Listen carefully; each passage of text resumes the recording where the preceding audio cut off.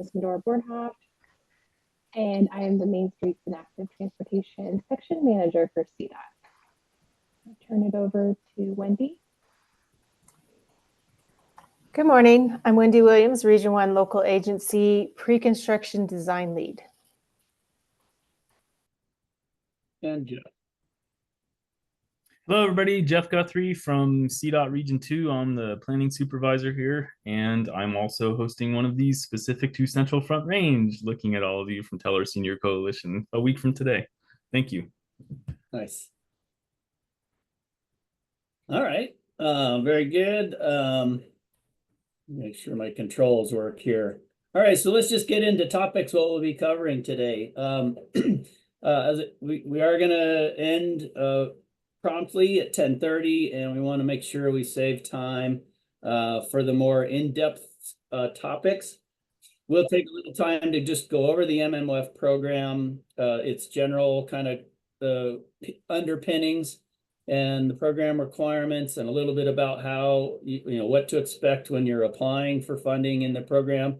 I'm going to cover those topics pretty quickly today because, especially the program overview, because you can see all that and review all that information in the program guide and other guidance materials that are on the MMOF webpage.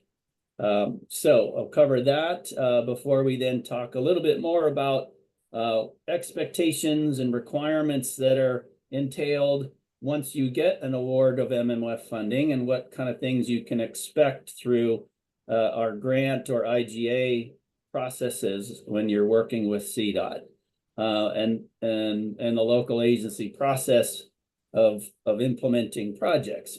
We'll get through all that. Q&A is the last item here. We'll save time at the end for general discussion, but this is not to just be a sit down and listen to CDOT for an hour, but rather I hope some of you came today with specific questions. And as we kind of talk through things, if you have specific clarifying questions or in-depth ones that are related, feel free to use your Zoom controls. And if you're familiar with the Zoom interface, there's a button down at the bottom where you can raise your hand. Use that today, and that'll signify to me that you've got some kind of a question. We'll stop and take those as we go. So we're semi-formal today.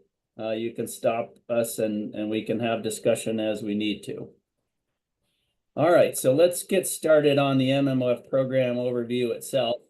And these materials and topics here, you've seen these before. The program has some general goals intended to invest in multimodal alternative type of transportation investments that benefit our seniors, our disadvantaged populations, the rural parts of our state that have less varied types of transportation networks.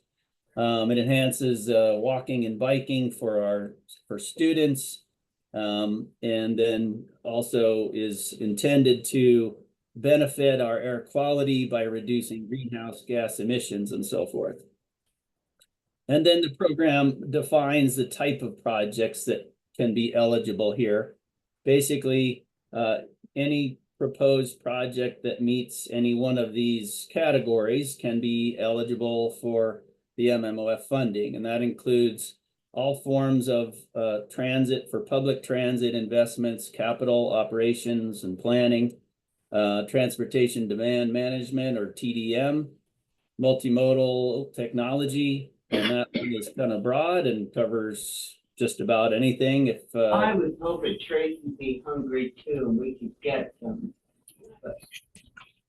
Okay, sounds like there might be some no. microphones on.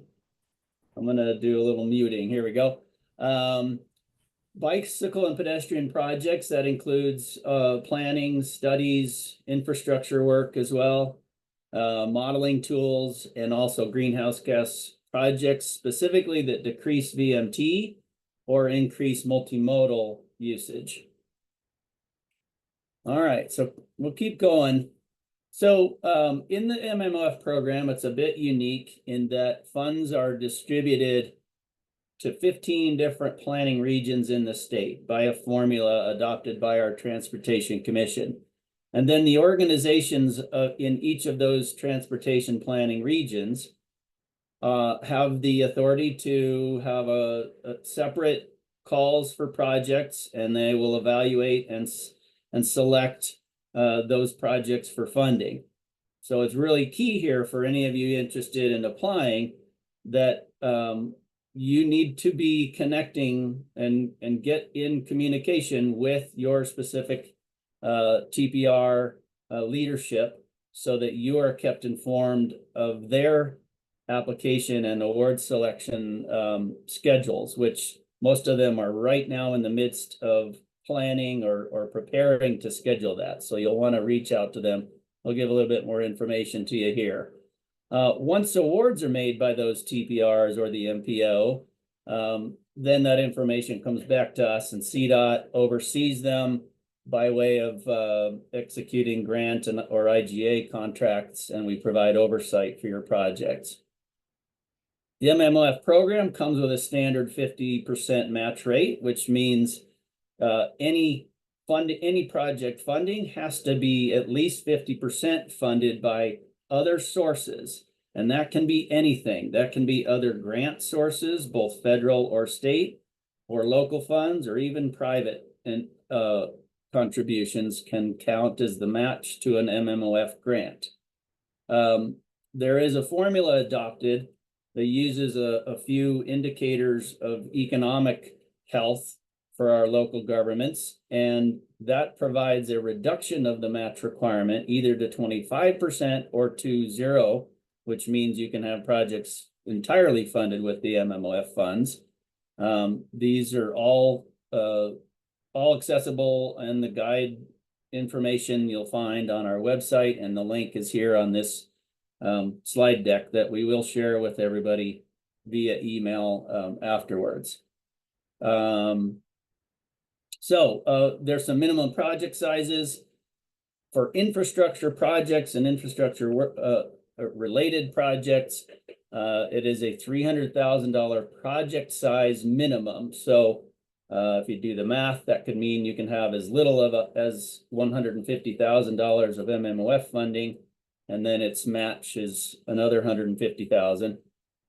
For non-infrastructure, that is for purchases and transit operations and planning, it's a minimum of $25,000 for the grant amount. And then there's reporting requirements that come specifically with MMOF grants, and you will get that information if and when you're awarded. Any questions?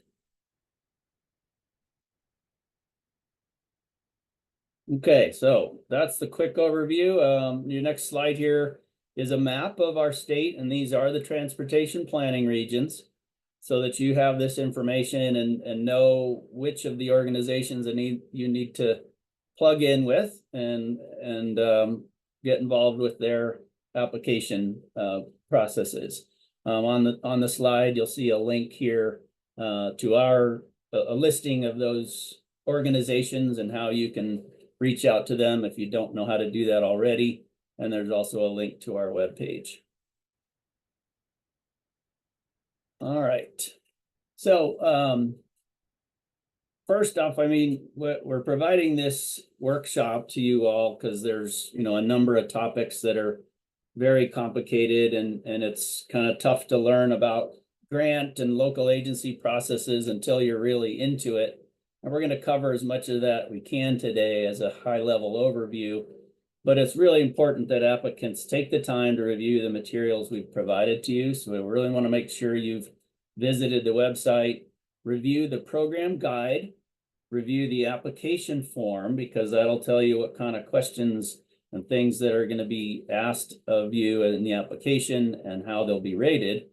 And then make sure that you're communicating with your TPR, because TPRs will also may have slightly modified ways that they go about evaluating the different proposed projects, and you'll want to know what are the key criteria and priorities for their selections, and it can be different for regions.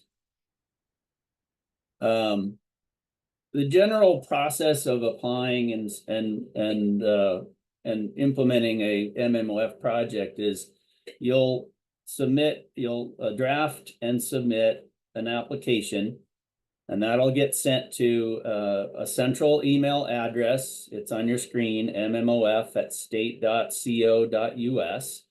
That address can be used both for submitting applications, but also for general inquiries.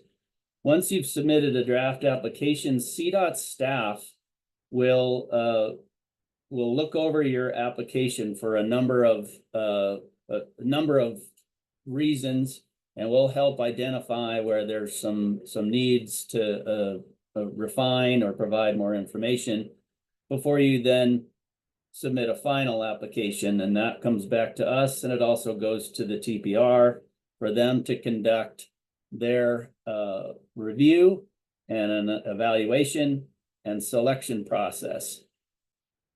You may or may not, most TPRs in the process of reviewing will also ask applicants to make a presentation, usually pretty brief, and it'll be at one of their meetings before they make award decisions. So you can prepare for that, but again, make sure that you're following whatever your TPR's instructions are about making that application. And once an award decision is made, they'll notify you officially, and you begin the work of coordinating with CDOT as you get ready to get grant contracts executed and go into implementation. Questions?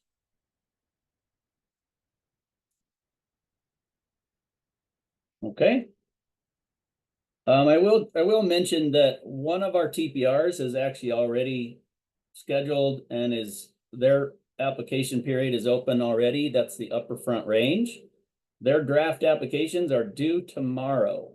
So hopefully you were aware of that before this. But you'll want to, if you're from the Upper Front Range and weren't aware of that, you'll want to get in touch with them right away so that you can get your proposals in.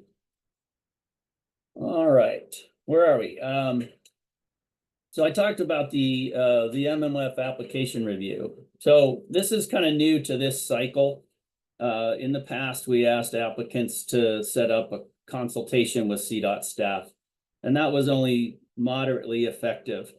We've found that a number of projects suffer delays or impacts from unexpected things in the project, either cost or timeline delays or regulatory delays.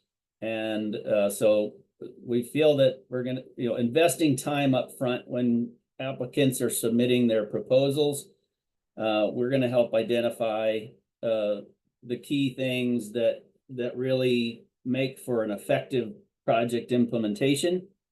And we'll do that review up front so that you have a good proposal, and you're more likely to have success and hopefully some savings. So when our CDOT experts take a look at your application, they're going to be looking at a few sort of key areas.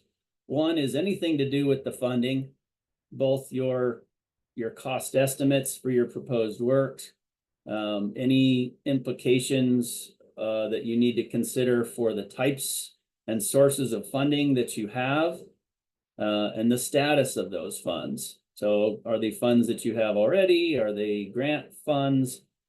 And so forth. We'll look over the project delivery. What is your timeline expected? Are you ready? Or if you're proposing to get a project started right away, we're going to look to see and try to uncover if there's some things that are not being considered that will delay your start. We'll look for those. And any other impacts to your projects. We'll try to help you understand that and see that before you get going. And then anything on the scope. It's very important that your applications are very clear about what is entailed in the scope of work for the proposed project. And we'll ask anytime there's something not clear in what you're proposing to do, so that you can refine that before you submit a final application. Very important here, CDOT is not intending to weigh in on the merits of your project. we're not going to be doing an evaluation. That's for the TPR to do. So they'll be looking at your application and evaluating it on the criteria they identify. CDOT's not doing that. We're just responsible for the oversight and its implementation. So we'll make sure that you have those technical things identified up front, and the review will be left to the TPR to do that, or the evaluation rather. All right. It's all me here so far. So any questions so far, please raise a hand. The goals and benefits, obviously, of this review are that we want to make you successful. The feedback is going to come to you after that draft review so that you can make a better proposal, and the TPR will receive an application that is well-defined and well understood, and that'll ultimately mean that you have greater success. We also expect that if we uncover any of the issues up front, it means that it's going to be less work for you to see your project through, and it's going to be less work for CDOT's project manager to support you in that. So there should be cost savings and time savings. And ultimately, we just want the TPRs to have the information they need to make the best choices of projects. All right, I'm going to hand it off now to Jeff Guthrie. Again, he's our Region 2 planner, and he acts in a project management role and has a number of different roles with CDOT that he can speak to, leading projects and overseeing projects. So Jeff, go ahead. Thank you, Michael. Again, hello, everybody. Thank you all for your time and your interest today. We really do appreciate this. Hello from sunny Pueblo. As far as funding considerations for your project, this is incredibly important. And we have seen in the past this negatively affect the timelines for a couple of different entities around the state, not just here in Region 2. But make sure that your funding is lined up. As part of your application, that top bullet point that says secured versus unsecured funding, that is specifically if you are combining your your potential MMOF award with any other grant funding, i.e. revitalizing main streets, a TAP grant as 2 examples, please do make sure that those other awards have already been secured in the form of an intergovernmental agreement or otherwise grant contract with CDOT. If they have not, if you do not even have an award letter, in other words, you've applied for a different source of funding and you're still waiting on whether it's a yay or a nay in the first place, that's unsecured funding. You all are smart enough to understand that, but do understand that if it's unsecured, then obviously that chunk of your funding is not necessarily going to be there. So that really might impact your timeline. If you're combining the couple of different sources or types of funding, as Michael indicated, MMOF is state funding, and so it can be matched with other state funding and certainly with federal funding. Do please consider the different match requirements of the different funding programs, because we have seen those differ. And that also can contribute to not complications, but just a little extra time in ironing all of this out in the contracting.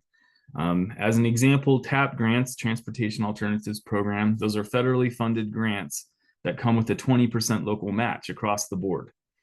MMOF, as you all likely are well aware, has differing match rates based on a variety of factors, and that's been linked, thank you, Medora, in the chat. And so that will have implications on what ultimately your agency's local match will be, and it will not be simple algebra like in 7th grade, just as a heads up. And we in the regions are more than happy to work with everyone to understand your way through that. Also, plan ahead for federal funding, as the bullet says. That's not just planning ahead for the contracting timeline with FHWA or FTA or USDOT, depending on the grant. That also is planning ahead for the requirements from the federal funding. So there are, as you all likely are well aware, more stringent requirements associated with federal funding than there are with state funding. That being said, do please plan carefully ahead. And if you are anticipating getting federal funding for your project, do please follow all federal requirements ahead of time, early and often, so that you do not endanger yourself for that future federal funding. The risks of partial funding, that next bullet point, again, not meaning to insult anyone's intelligence here. Everybody is well aware of partial funding, how it can negatively impact timelines or even negatively impact the outcome of the project. And then nobody certainly likes to scramble down the road if there are associated timelines with any other funding that you have. Nobody likes to scramble down the road to try to change the scope of a project to reflect the lack of that funding. Couple of examples for math in the bottom there that confuse even me, haha. Could be $1 million total project costs. You could be awarded $500,000 of MMOF funding, which means that your agency, let's say you have a 50% local match, you need to come up with the other $500,000. The aforementioned example of TAP comes into play here. Let's say you had also been awarded in the last TAP grant cycle that $400,000, you can use that as match, meaning that your agency is on the hook ultimately for $100,000, quote unquote, only $100,000 of local match instead of the $500,000. The other example is just an MMOF funding only for this $1 million project. And let's say your agency has the 25% local match. Well, again, you all are smart. That means that that MMOF grant is $750,000 and your agency's on the hook for 1/4 of that at $250,000. These examples can completely vary based on whatever the other source of funding is. Again, I know I already said that. I want to emphasize that. Again, please do reach out to your region staff just to help you work through what your local obligation will be. Thank you. Hey, do you mind if I interject, Jeff? It just occurred to me that we should probably talk about the different ways that awards are made sometimes, right? So MMOF has flexibility in that it can be matched by any type of funding. However, it is not uncommon for an awarding agency to choose to award with a local match requirement, right? So you could get an MMOF award and you can now flexibly match it however it is you're going to piece together the funding. But they may say you must come with a local match, in which case, if you get $100,000 of MMOF, you've got to come with at least $100,000 of your locally sourced funds, meaning not from another grant. So it's impossible to know how that's going to play out, but just understand that there is known value in the grant making world that when an applicant comes to the table with some of their own funding, that's seen as a positive indicator of their investment in the project. And sometimes an awarding agency looks at that and makes that an explicit requirement in their award. So just be aware of that. You can propose anything that you want, obviously, but just be aware that your TPR may award something with different conditions on the match. All right. Now my slides aren't going ahead. Okay. Gonna hand it off now to Wendy Williams and take it away. Good morning. I also want to follow up with Michael's and Jeff's stating that your required match is one thing, but just keep in mind that anything over the federal or state funds that you've been awarded, along with your match, you're on the hook for anything over 100% of those federal or state funds. So if the project's over budget, that the local then is on the hook for 100% of that over budget. So like both Jeff and Michael stated, that the MMOF funds are state funds and most likely will be matched with some federal funds. And with federal funds comes with the requirements of Davis-Bacon minimum wages, OJT, DBE, and of course the Buy America, Build America requirements on the materials that are installed on the project. So work with us. Once you get these projects, we'll make sure we guide you. Your local agency coordinators will guide you through these requirements and make sure the project includes all of this when it goes out to construction. When you combine some of these your state funds with your federal funds, keep in mind that we're seeing that local agencies are getting funding and then going out after the project is moving forward and finding more funding. So make sure before you apply for additional funding, you reach out to your CDOT local agency coordinator and discuss the type of funding you're applying for, because we've seen that a lot of locals have gone out once they've got money through their TPR or MPO, then have gone out and got direct recipient from FHWA funding, and that really causes issues on who you're going to work with, either FHWA directly or CDOT, because those funds don't always mix well. So please make sure you reach out to us and discuss that before you move forward with that application. I think that's all I had to say on this slide. Mike, sorry.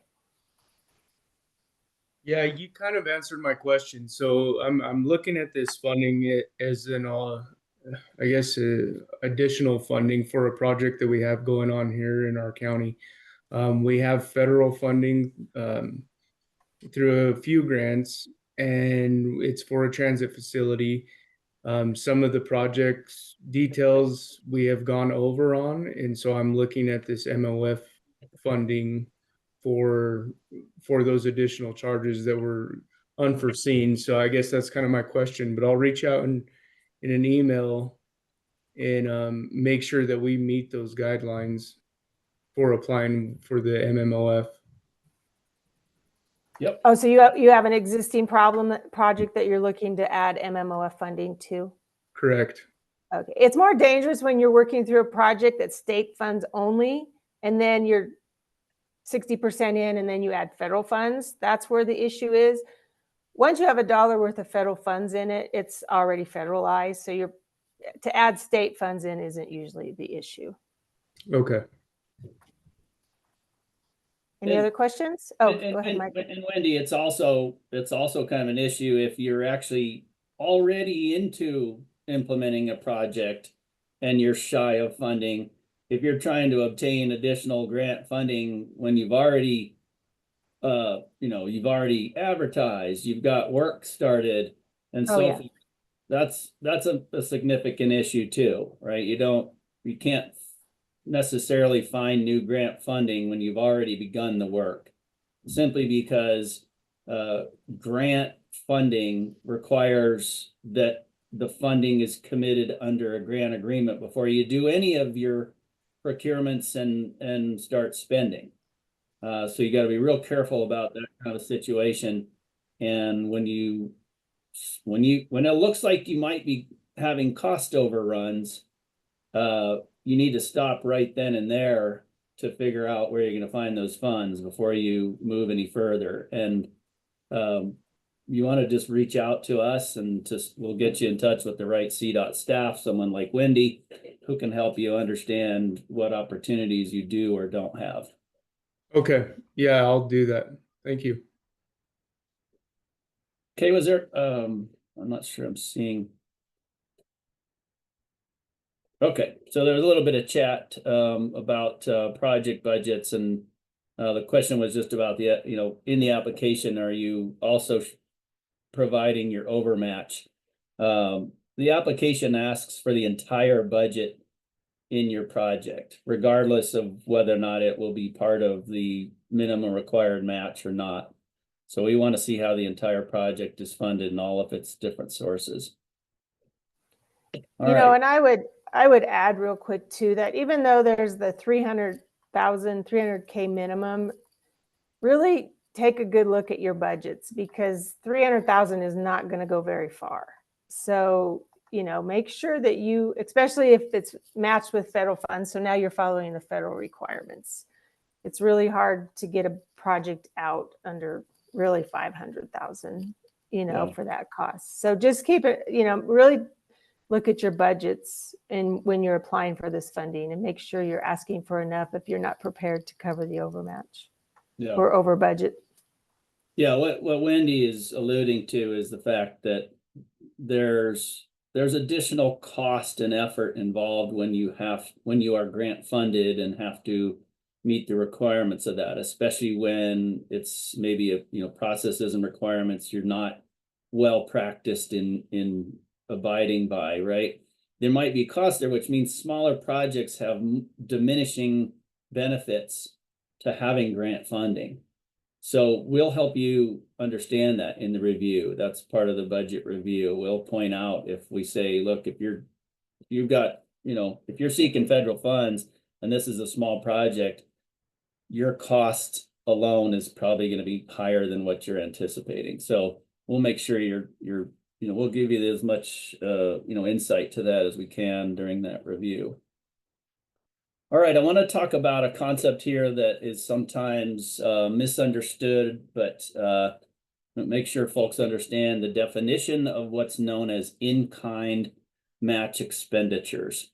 So in some cases, an applicant is in a situation where they have what's called a third party that is offering to provide either some part of the services in the project or maybe materials, maybe staff time.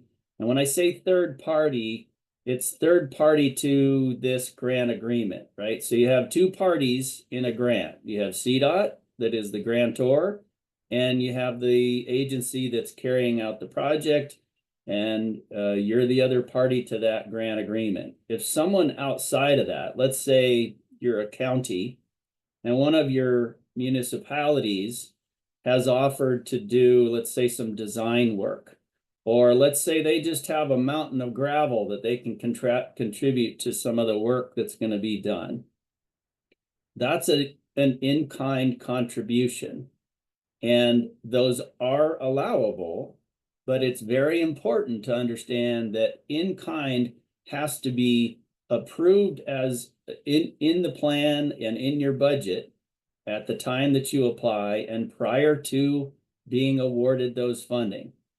So that's just what's required up front at the time of application. And if for example, you're also working with some FHWA funds, then your in-kind plan has to be approved by CDOT and by FHWA. So there's quite a bit entailed in getting that lined up ahead of time. And then throughout the project, you'll also have very strict documentation and tracking requirements that will be submitted along with any other reimbursement requests. It is onerous. I will tell you, it is not easy. And it takes a high degree of documentation, something that you want to get very, very familiar with before you propose it. And generally, CDOT staff usually try to discourage it because it is problematic for us to uphold and just tricky for a project agency to facilitate. Any questions about that? Okay. Just sharing some links. Again, I'm going to share this slide deck with everybody via email when we get done today. And this has some of the links directly to the MMOF program resources we've talked about, and even some other things that are on the website. So that's on here.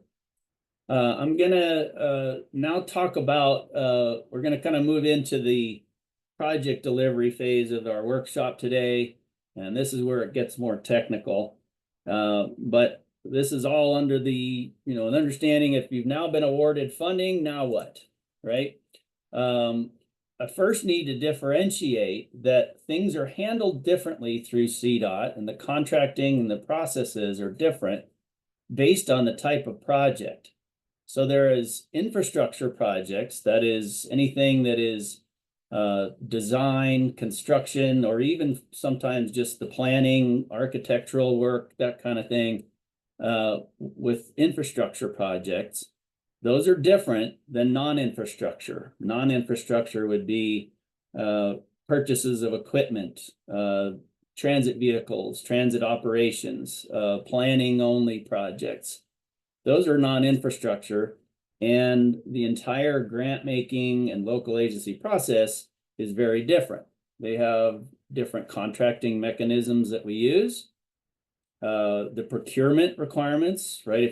If you're planning to hire a contractor, you have different requirements on infrastructor versus non-infrastructure. Our process and the level of oversight that are in our involvement with you as the grantor is different, and very, very different timelines. So just be aware of that. We're going to cover as much of that as we can today, but it's high level. But we wanted you to kind of get you oriented to that.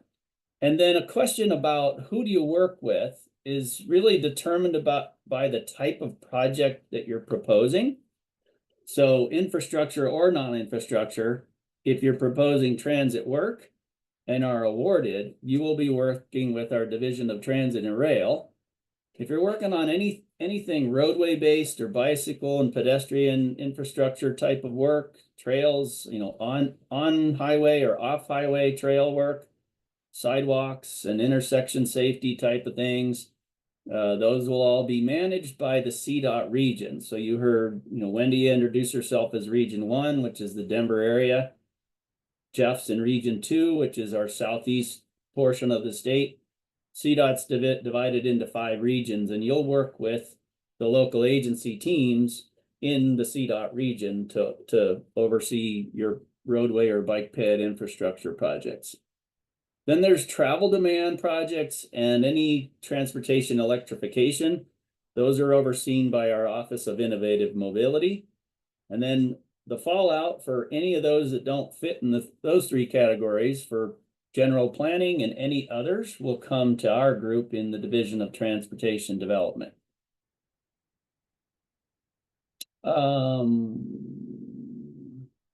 We have a question in the chat from Carrie. For local agency staff time, can this be included as part of the budget with 100% of such costs being covered by the local agency? This in turn would reduce local agency's share of other direct costs for the project. Great question, Carrie. So let's go back in our topics here. We're talking about funding again. In general, when you get an award, that's a commitment of the funding. But not contractual until a grant or an IGA is executed. When that's executed and you have a notice to proceed, that is essentially a notice to you that you now can go make qualified and eligible expenditures that are identified in the scope of work of your project. So generally, project sponsors generally will just hire a contractor to do all the work, but that is not mandatory. In other words, the agency itself has permission to make its expenditures. That includes if you're doing some of the work. So if you have a 50% match requirement in the project, and part of that is your own agency staff time, the time and cost of your salary to do some of the work, or if you're making direct purchases of materials and other things that are part of the scope, you will document those, and that is counted as your match expenditure in the project, and you'll be reimbursed for whatever portion of it is funded by the grant.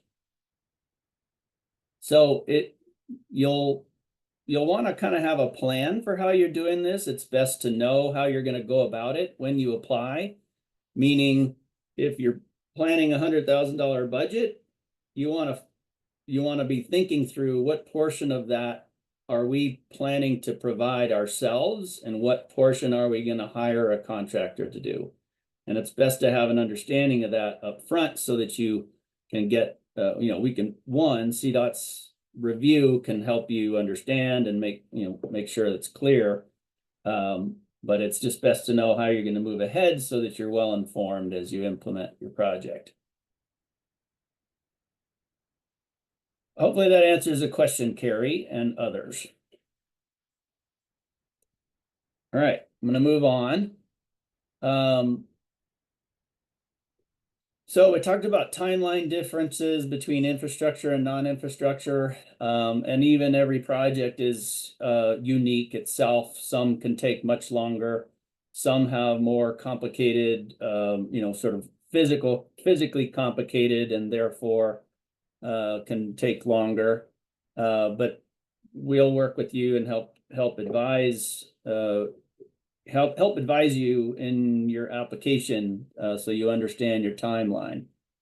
But typical durations, and this is for non-infrastructure projects, we kind of have some examples up here. Again, it's impossible to portray this for everybody, but it's just so you kind of understand. After an award is made, it's largely dependent on you, the awardee, to be working efficiently to get the scoping of the project done. And what we mean is you've proposed an application, and it may be fairly well defined in the application what work you're going to do, but there's a different scope of work that's documented, and it becomes part of your grant contract.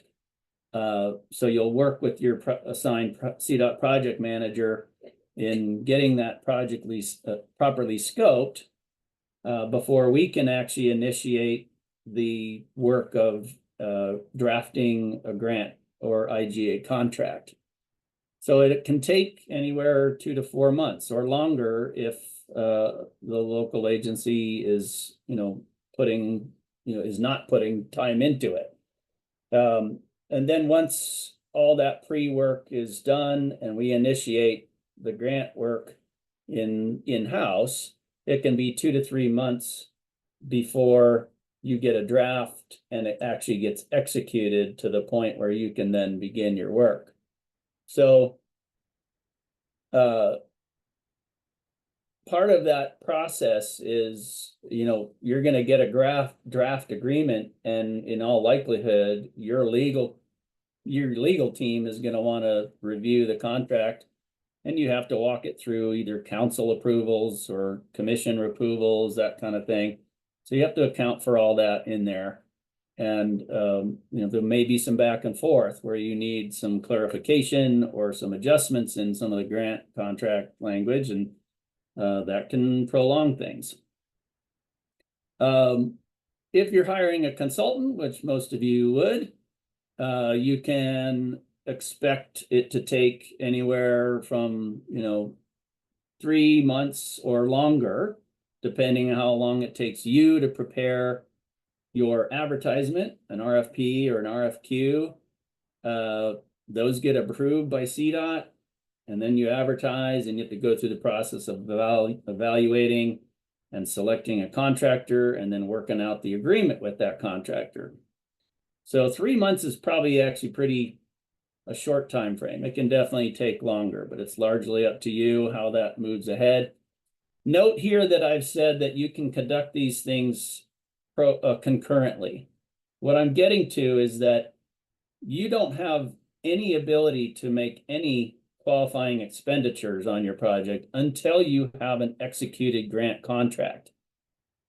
You also cannot obligate any of the funding, meaning you cannot enter into a contract with a consultant that commits you to making those expenditures with that consultant until you also have a grant contract and a notice to proceed. But you can begin your procurement of that contractor. You can make the advertisement, you can evaluate the bids, you can select that contractor, you can even begin negotiating the agreement with that contractor. You just cannot actually sign it and execute it until you have the IGA or grant agreement and notice to proceed. So these are some of the areas where you can shorten your timeline to implementation if you want to begin some of the procurement of consultants before you're ready to, or before you have a grant contract. Again, work with your project manager. They'll make sure that you are in line with any requirements. All right, so you'll notice, so that's, that adds up, right? You can't make an application in October and expect to start a project in January. It's just not gonna happen. We're talking six months minimum, most likely. You can possibly shorten it, but just be realistic. Questions? Okay. I'm gonna hand it back to Wendy. Wendy's gonna talk you through likely timelines on infrastructure projects. Go ahead.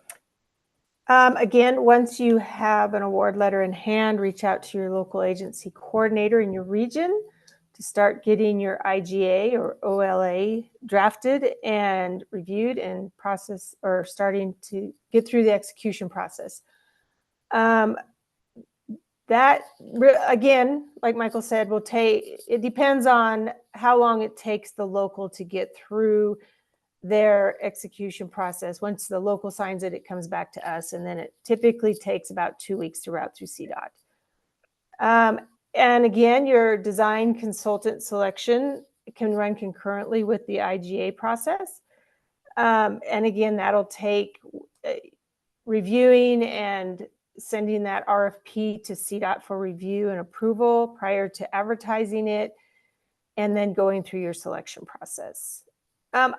Design, I've never seen a project, I say I've never, rarely do I see a project go out to add or get through the design process in less than a year.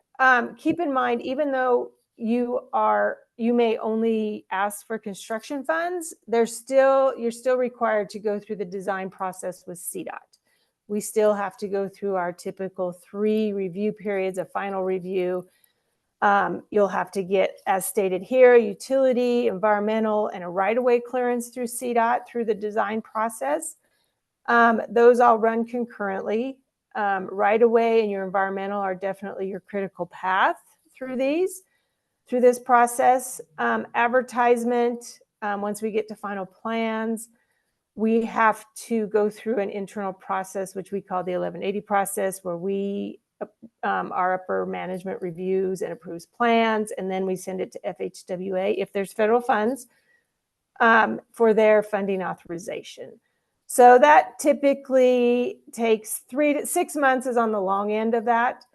And then if the consultant intends on getting construction management consultant, that again will have to go through the RFP review process prior to you selecting that, if you're going to ask for reimbursement of that services. And then you would go into construction. Jeff, go ahead. Jump right in. Thanks. Sorry about that. You're the subject matter expert, Wendy, but I just I want to, I guess, emphasize the right-of-way clearance and the fact that it says 12 to 18 months if acquiring right-of-way. Just please be mindful, if your project does include purchasing property, that can take longer than you anticipate because of the negotiations that do occur between your agency and the property owner, and the clearances that are required through our right-of-way units in the regions. That's all.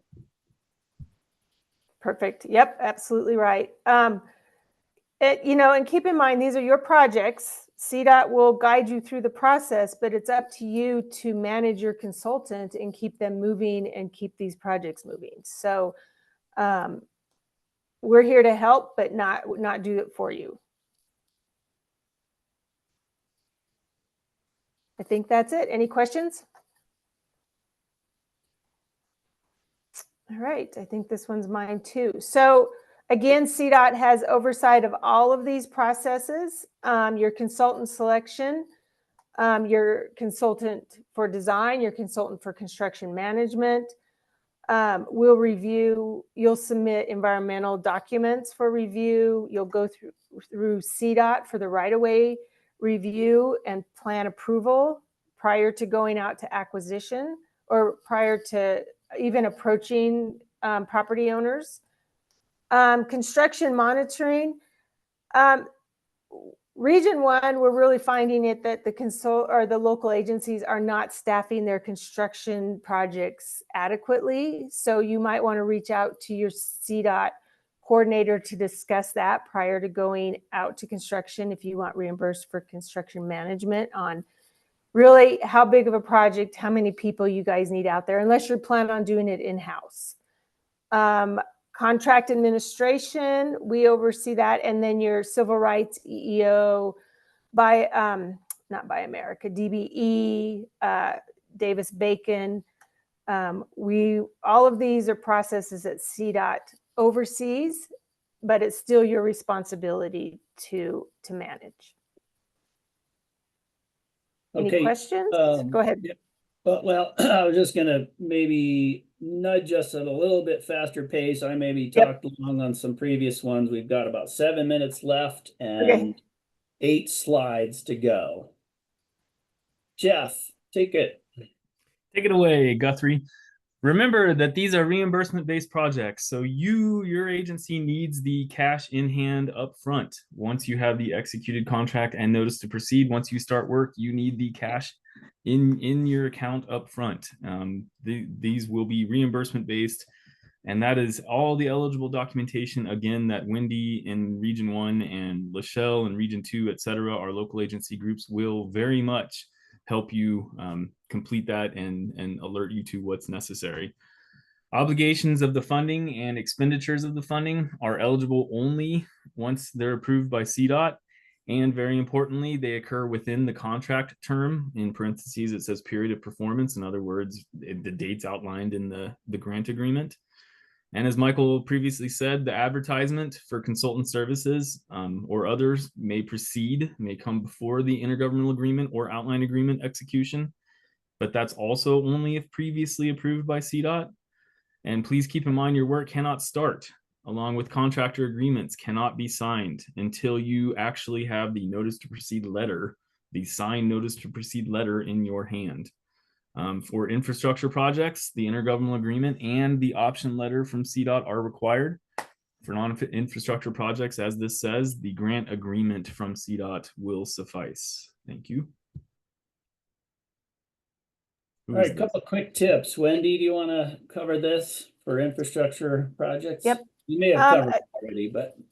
Yeah, one key point if you guys have already started working on design of a project and now you're coming in here to help with the funding of the project, keep in mind that design consultant, construction management are qualification-based selection. And so if you already have a designer on board, most likely you're not going to be able to move forward with that designer and get reimbursement for that design consultant. So again, it'd be construction only, or you would have to go back through the RP process with CDOT, get it approved, and make sure your selection was qualification based. Staffing in-house or staffing needs, again, project management, make sure you hire a consultant that can give you the services for environmental, utilities right away, get a complete design team for that, materials testing. I just mentioned that, your inspection. In-house versus consultant. I rarely see in-house local agencies attempting to do the in-house design, but if you feel like you handle it, we're here to help. Otherwise, keep in mind that even using on-call is an issue. Make sure you work with your CDOT coordinator if you have an on-call list, because even your on-call list had to be established through qualification process. And contractors always have to be low bid bidders, not RFP type selection processes. So our consultant professional services are qualification based. Your contractors are low bid. Good. Thanks for that. Preparing your phases. So keep in mind when you apply for this funding that we can distribute your pot of funds through these phases. Typically, your right away would be acquisition only type funding. If you, we would reimburse for the work to get to acquisitions through the design phase and your design consultant. So we would fund your right-of-way phase for acquisitions. Your design phase would be for your design consultant, all your specialties, and which includes your right-of-way footwork to get to approved plans. We have an environmental phase, but typically that's for a NEPA project. That's not used very often. And then a miscellaneous, sometimes these are infrastructure projects, so we don't typically use the miscellaneous phase. And then of course your construction phase. Again, even though these projects you may be applying for construction funds only, you still have to go through the design phase, which part of that is your environmental clearance. It may be as big or as small. We still have to go through all of these clearances, whether it's a huge report or a minor memo, it's still a process that we have to go through. Okay. And the key on this slide really, Wendy, is that you want to be coordinating with your CDOT staff person. Absolutely. Yep. Early and often, so you understand what's going to be entailed and which of them are going to be more burdensome than others. Correct. Yeah. All right. Jeff, I don't know if we have time to talk about some example projects anymore. I think with the short time, we should probably jump through, right? Okay. Back to general resources. Wendy, do you just want a quick overview of the key resources that are involved in infrastructure work and the local agency process?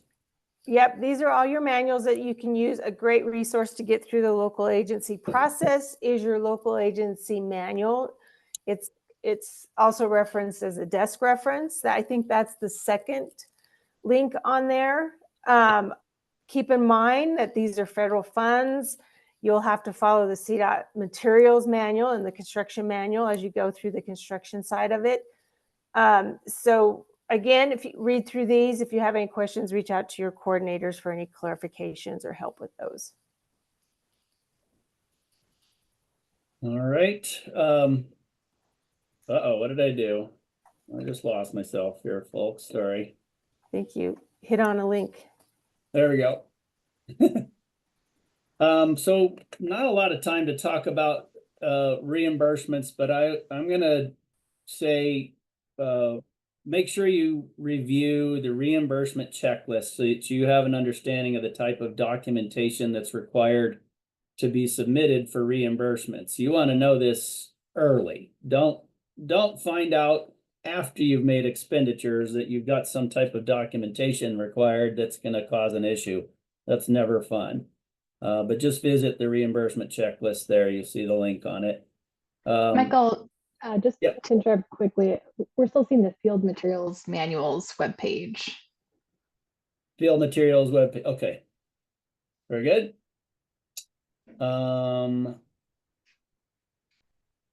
We've talked about the reimbursement issues.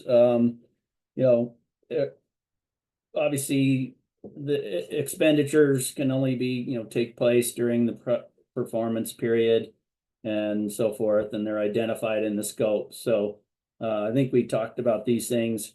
If you have any questions about other things like indirect type of expenditures, best to just reach out to us and your project manager. And be sure to consider if you have anything like travel or meal expenditures that you're planning. And time and effort documentation is pretty extensive. If your staff are planning to do some work time on a project, make sure you understand the documentation necessary for that. I think we are to the end. Please use this email. We did not save much time for questions, but maybe I'll stop here if anybody wants to continue. Are there any questions from our participants that we didn't really get to today?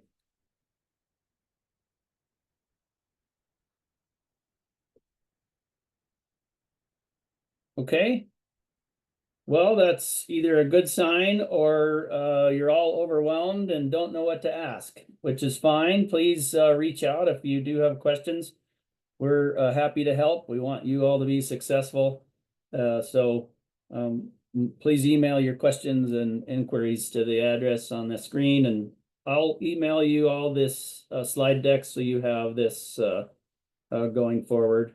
And we'll put the recording of this meeting onto our YouTube site if you need to revisit and hear a part of it again, or share it with any other of your staff that weren't able to attend. I think with that, we're gonna call it done. And I will end the meeting. Thanks, everyone. Thank you.